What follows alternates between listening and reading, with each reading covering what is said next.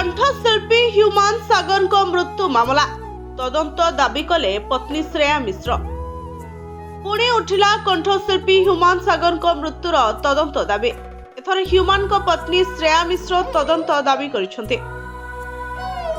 मृत्युर रहस्य पदा को आसीबा निहाती जरूरी बोली कहिसेंती पत्नी श्रेया मिश्र। गतकाली प्रथम थर करी ह्यूमान को समाधि स्थल को जाइथिले श्रेया।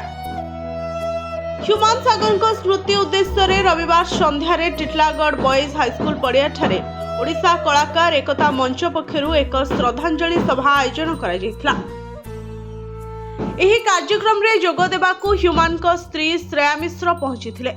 स्वामी ह्यूमान को समाधि पीठ को जाई श्रेया सेठारे श्रद्धांजलि ज्ञापन करी भो भो होई मुंड पिटी कांदी उठिथिले एवं तापरे तदंत दाबी हो बोली जोर जोर रे कहिथिले एवं तदंत हेले सत सामना को आसियो बोली कहिसेंती पत्नी श्रेया मिश्र।